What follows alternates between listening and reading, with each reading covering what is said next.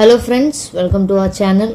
Friends, మీ అందరికీ కూడా మంచి గుడ్ న్యూస్ ఏంటంటే రైల్వే డిపార్ట్మెంట్ నుంచి అధికారికంగా ఒకేసారి 14,000కి పైగా పర్మనెంట్ ఉద్యోగాల్ని రిక్రూట్మెంట్ చేయడానికి సంబంధించి అధికారికంగా నోటిఫికేషన్ అయితే రిలీజ్ చేశారు.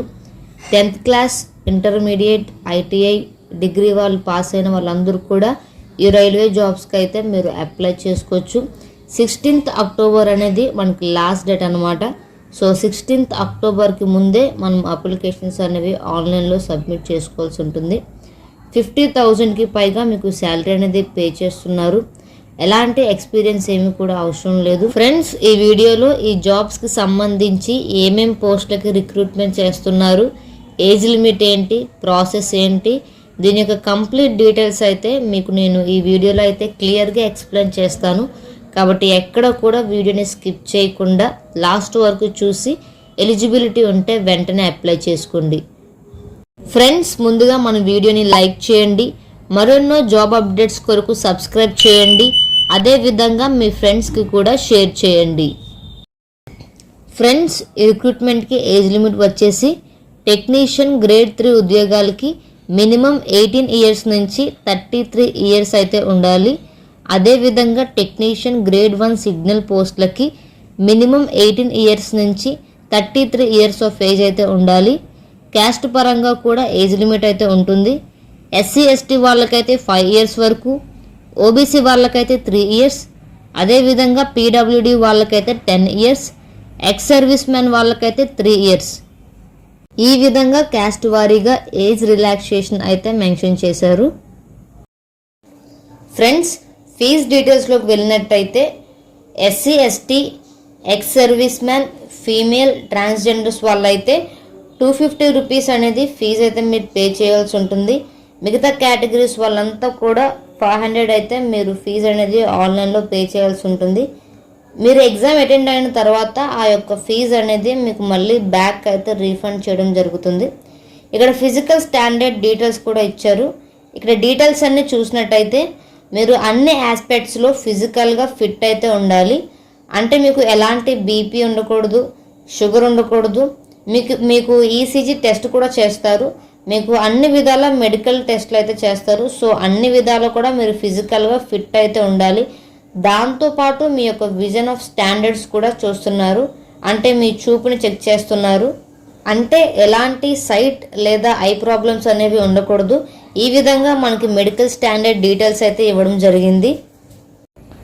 ఫ్రెండ్స్, ఈ యొక్క ఉద్యోగాలకి ఎవరు అప్లై చేసుకోవచ్చు అంటే టెక్నీషియన్ గ్రేడ్ 1 సిగ్నల్ విభాగంలో ఉద్యోగాలన్నిటికీ కూడా మీకు లెవెల్ 5 ప్రకారం అన్ని రకాల అలవెన్సెస్ కల్పిస్తున్నారు. అలవెన్సెస్తో పాటు 50,000 శాలరీ అనేది కూడా మీకు పే చేస్తున్నారు. ఈ టెక్నీషియన్ గ్రేడ్ 1 సిగ్నల్ పోస్టులకి ఎడ్యుకేషనల్ క్వాలిఫికేషన్స్ వచ్చేసి ఫిజిక్స్, ఎలక్ట్రానిక్స్, కంప్యూటర్ సైన్స్, అదేవిధంగా ఇన్ఫర్మేషన్ టెక్నాలజీ, ఇన్స్ట్రుమెంటేషన్ ఈ యొక్క స్ట్రీమ్స్లో డిగ్రీ పాస్ అయిన వాళ్ళు, డిప్లొమా పాస్ అయిన వాళ్ళు, బీటెక్ పాస్ అయిన వాళ్ళు అందరూ కూడా ఎలిజిబులే. అదేవిధంగా టెక్నీషియన్ గ్రేడ్ 3 పోస్టులకు సంబంధించి వీటన్నిటికీ కూడా లెవెల్ 2 ప్రకారం అన్ని అలవెన్సెస్ అయితే కల్పిస్తున్నారు. ఈ పోస్టులకి ఎడ్యుకేషన్ క్వాలిఫికేషన్స్ వచ్చేసి 10th పాటు ఇంటర్మీడియట్ చేసే వాళ్ళైతే ఈ యొక్క వేకెన్సీస్కి అయితే మీరు అప్లై చేసుకోవచ్చు. నెక్స్ట్ సీరియల్ నెంబర్ 15 చూసుకున్నట్టయితే టెక్నీషియన్ గ్రేడ్ 3 ఎస్ఎన్టీ అంటే సిగ్నల్ అండ్ టెలికమ్యూనికేషన్కి సంబంధించి ఏదైతే పోస్టులు ఉన్నాయో వీటికి వచ్చేసి 10+2 అంటే ఇంటర్లో ఫిజిక్స్ అండ్ మ్యాథ్స్ అంటే ఎంపీసీ చేసిన వాళ్ళు ఈ పోస్టులకు అయితే అప్లై చేసుకోవచ్చు. అలాగే 10th పాటు ఐటీఐ చేసిన వాళ్ళు కూడా అప్లై చేసుకోవచ్చు. సెలక్షన్ ప్రాసెస్ డీటెయిల్స్లోకి వెళ్ళినట్టయితే కేవలం సింగిల్ సిబిటి ఎగ్జామినేషన్ అనేది ఉంటుంది. సిబిటి అంటే కంప్యూటర్ బేస్డ్ ఎగ్జామ్ అయితే కండక్ట్ చేస్తున్నారు. టెక్నీషియన్ గ్రేడ్ 1 సిగ్నల్ విభాగంలో పోస్టులకి సెపరేట్గా, అదేవిధంగా టెక్నీషియన్ గ్రేడ్ 3 విభాగం పోస్టులకు కూడా సెపరేట్గా అయితే ఎగ్జామినేషన్ అనేది కండక్ట్ చేయడం జరుగుతుంది. కానీ ఎగ్జామినేషన్ ప్యాటర్న్ మాత్రం ఒకే విధంగా ఉంటుంది. సేమ్ టాపిక్స్ నుంచి క్వశ్చన్స్ అయితే ఉంటాయి.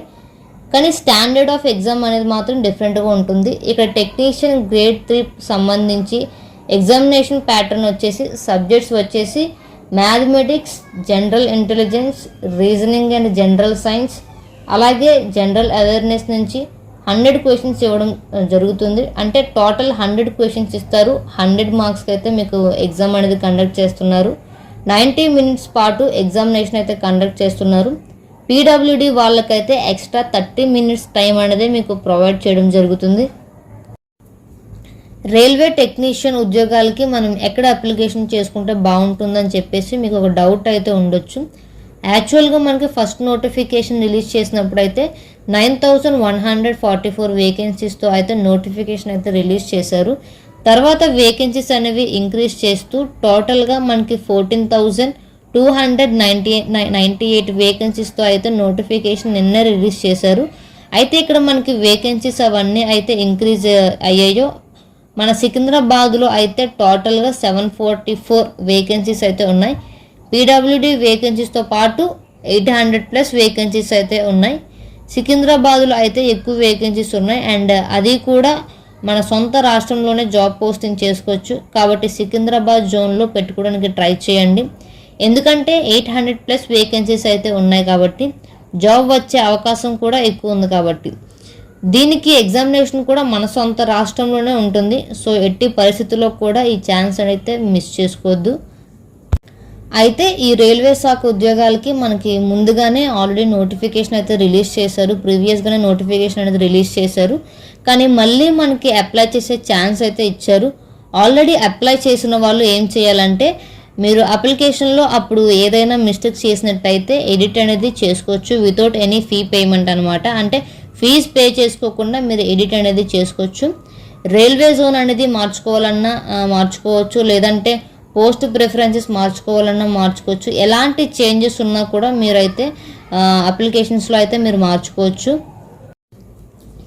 అయితే ఈ రైల్వే శాఖ ఉద్యోగాలకి మనకి ముందుగానే ఆల్రెడీ నోటిఫికేషన్ అయితే రిలీజ్ చేశారు. ప్రీవియస్గానే నోటిఫికేషన్ అనేది రిలీజ్ చేశారు. కానీ మళ్ళీ మనకి అప్లై చేసే ఛాన్స్ అయితే ఇచ్చారు.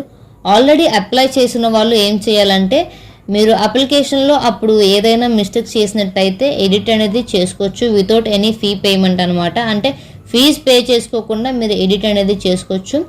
రైల్వే జోన్ అనేది మార్చుకోవాలన్నా మార్చుకోవచ్చు, లేదంటే పోస్ట్ ప్రిఫరెన్సెస్ మార్చుకోవాలన్నా మార్చుకోవచ్చు. ఎలాంటి చేంజెస్ ఉన్నా కూడా మీరైతే అప్లికేషన్స్లో అయితే మీరు మార్చుకోవచ్చు. కొత్తగా అప్లై చేసుకున్న వాళ్ళైతే మీరు అప్లికేషన్ అనేది ఆన్లైన్లో పెట్టుకోవచ్చు. సో మీరు ముందు అప్లై చేయకపోతే ఇప్పుడు అప్లై చేసుకోవచ్చు.